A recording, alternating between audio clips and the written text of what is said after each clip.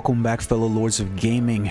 We are here with another episode of Marvel Future Revolution, and today it's an interesting one because I'm going to title this video, Tell Me I Run an MMO Without Telling Me I Know How to Run an MMO. So I woke up this morning, I expected Sunday maybe to get some kind of news about Lian and Rasputin and maybe some, future news, especially after Danny Ku's stream last night, which was just a nice steaming pile. So there wasn't really much released there other than just basic, it was a happy to glad session for the developers basically. But we did get information this morning sometime about a maintenance notice. So apparently we're going to have maintenance tonight. Yes, in the middle of an event, we're going to have maintenance, right? So in the middle of an event, we're going to have maintenance from, what is this, starting time over here? I can never tell these starting times. So about midnight tonight for East Coast time till about 3 in the morning, we're going to have maintenance, and there's going to be a maintenance reward compensation for premium ticket boxes ×2. I'm assuming that's basically going to be the ticket boxes where we get to choose the costume draw or the Omega draw, the dimension box draw. There's basically a hero adjustment patch that's coming, and there's going to be a nerf to some of the villains in the dark domain zone, which is highly needed because if you've grinded anything in the dark zone, you know that the dark domain characters are just way overpowered inside there. Like, and I do mean way overpowered. So let's get into talking about some of these. I'm gonna pull it up so that way you guys can see what we're dealing with here.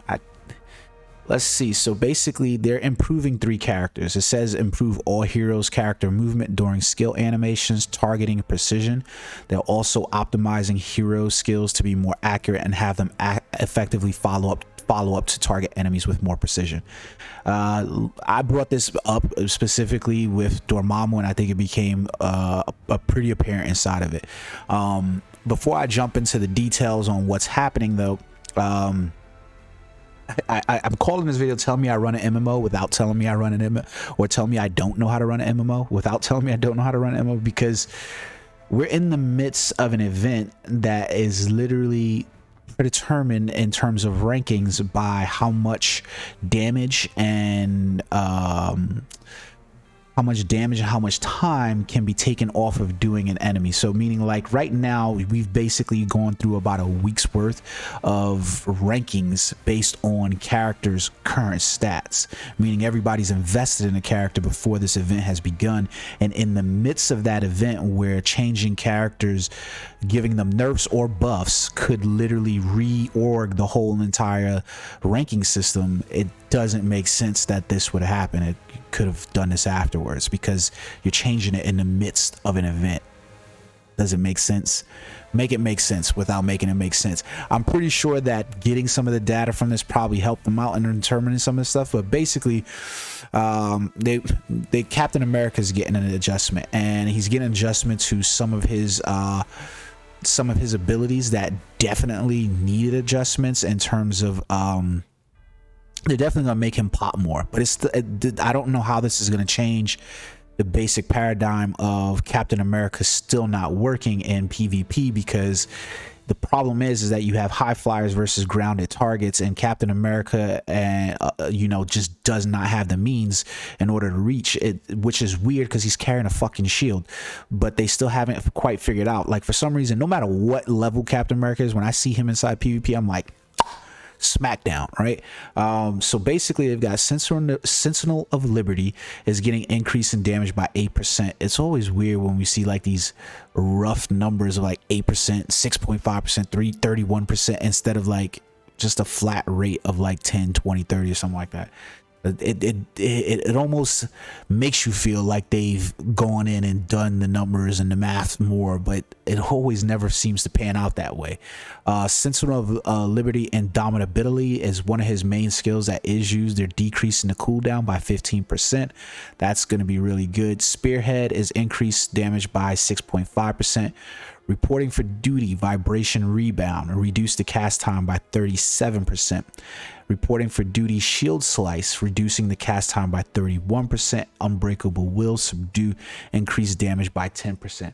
I can tell you right now that those should be some significant boost for Captain America. I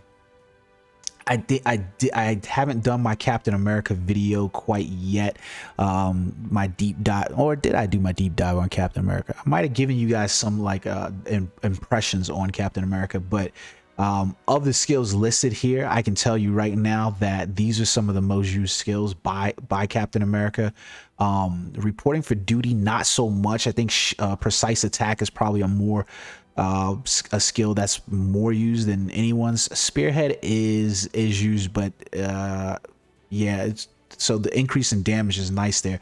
But the Sentinel of Liberty and the Unbreakable Will, subdue, I think those are two of his primary skills. I would have loved to see a buff for Captain's Patience, but I mean, whatever, it is what it is. And then we have the Specialization. Vanguard is increased attack conversion per level from 2 to 3%. So if you remember what Vanguard was for Captain America, is basically converting his defense into offense. So you got a percentage of his defense that was converted to attack being buffed. And so that should represent an overall buff for the character.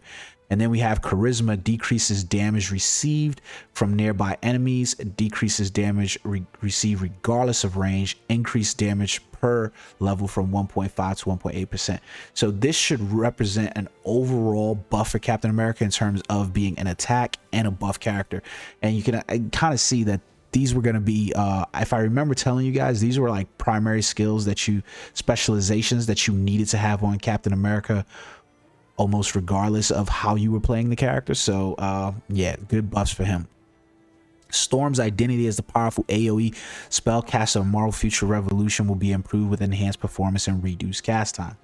Storm's problem isn't necessary, to me anyway. Storm's problem hasn't really been what her power output has been though. Her problem has been mostly related to, it's just a bug character. Like she doesn't do damage sometimes when she throws out abilities. Her casting times are extremely long. I mean, her and Doctor Strange suffer from extremely long cast times. I'm working on a video right now for Doctor Strange's illusion build, and you'll see what I mean when I say that. But so let's see. Storm skills will be improved so agents can experience the true power of the weather controlling mutant. Atmosphere control, adjust the first attack from 50. Wow, that's a huge. The total damage is still the same as before. Okay. This is a main skill that you pretty much see inside PvP anyways all the time. And then Icicle Crash, Glacier Strike, Icicle Spear, and Explosive Hell. They've increased damage by 6.5%. Lightning Attack, Cloud Pursuit, increased damage by 10%, increased firing speed by twice. Lightning Attack, Thunder Crash, Target Optimization, reduced cast time. Then we roll into Lightning Attack, High Voltage Current. Adjusted the first attack damage 50 to 80%. Total damage is the same as before. Reduced cast time by 50%. Atmokinesis, Nature Strength. What the fuck? So we've got a bunch of reduced cast times here across all of her skills, which is good because like I just said, that was a primary one inside there. So let's look at Star-Lord here, and we can see they want to increase his roguelike charm and his speedy movements, and the cast time and cooldowns of elemental cannon will be reduced, allowing him to cast skills more quickly than before. Yeah, so I'm still playing through as Star-Lord. I do like the character, but he is definitely one of the weaker characters, and his design element in the game should just say so much about where the dev team were at when they released the game with him there. Because his design build was slow in and of itself alone. Like his ultimate skill is the animation effects on them are so slow, and that's a problem with a lot of the characters in the game, not even just Star-Lord. In some of the characters is that a lot of the cast times for movements are the animations. They play through the entirety of an animation.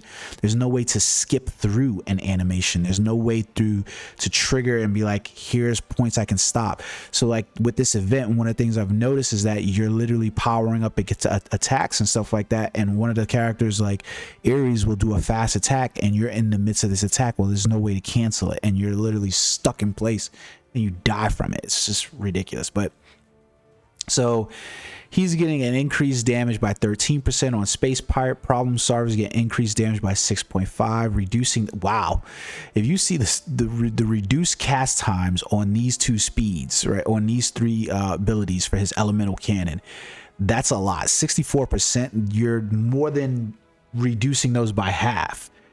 They're reducing the cooldown by 15% on Freezing Cannonball. That is one of those skills that is annoying as hell to see, especially when you face it in PvP if somebody does get it off. They're increasing the damage on Flame Cannonball by 9% and increasing their firing speed by 100%. So that's good. Then we are getting the basically the way this is read is there's going to be, they're lowering the attack power on pretty much most of the villains inside the dark domain and the Twisted Border and Land of Exile. Like if you've been in any part of that, they are it's 100% like they are overpowered at that point. Like you can still do it, but it's like your character could be 110. I don't care how beefy they are, and it's still gonna be like you're sitting inside the dark zone. You leave it to walk away, and you'll burn through all 100 pots within 10 minutes or something like that. There's a number of bugs that they are basically adjusting here for characters as well. It looks like they're fixing the issue with Iron Man's spin blade skill, which that should help, mostly because I've noticed that Iron Man is basically getting a iframe on some of his skills that are allowing people to chain a combo together that it basically makes him undamageable inside there. So they're not addressing it like as if though he's damageable, though. They're making it seem like something that is broken on his end, but it's actually helping him. Let's see. There's so like you can see this, like fix the issue where Black Widow's basic attack damage intermittently doesn't apply. It's like weird as hell. But then they're saying there's the fix the issue where only one craft result is shown even after performing multiple crafts in Epic Invasion Titan Seal crafting event. This is weird because have people been able to do more than one crafting result? Fix the issue where the dash button would be disabled intermittently when Captain America is revived. Okay, so here goes one of the things that they said that was in there. Fix the issue where prime target Loki cannot be attacked mid-air. That's good. Obviously, I just thought that was the way it was supposed to be, that he shouldn't been able to be attacked while he was in midair, but that's good that he can be. And then there's a litany of other issues that they're fixing inside here. We'll see what they ultimately mean. And then we have the new event notice. They're gonna have some new events that are going to be rolled out right after this, I suppose, like right in the midst of the events. So maybe we're going to get some more events that are going to roll in for the Epic Invasion that will allow us to get more tokens or Titan seals and so forth. But there we go. I'm surprised to see there's very few MMOs I've played where character adjustments have happened in the midst of an event. So this should be interesting to see in terms of how it might change or alter the dynamic of those. I mean, these characters, as you can see, we've had multiple hero adjustments now at this point, and they always seem to target Storm, Captain America, and Star-Lord. Maybe instead of doing these small incremental adjustments to these characters to think about ways you think they're improving, actually really do the work and actually dig in and improve the goddamn characters. Like, that's my opinion about them, because they're definitely good characters. Storm, it deserves to be as strong as just about any character in the game. She's one of the most elite mutants in the Marvel universe, and Star-Lord is a pretty cool character who should rely on a bunch of agility and things like that, so he should be affected by dodge rate and stuff like that. And his should he be as powerful as some of the other? No, but balance him within the scope of those. And I'm hoping Captain America does look like a significant buff, because I would definitely love to level him up like I've told you guys in previous videos. All right, guys, so we'll see tomorrow what these adjustments hold and how they change the landscape of our current event that's going in progress right now. Until next time, peace.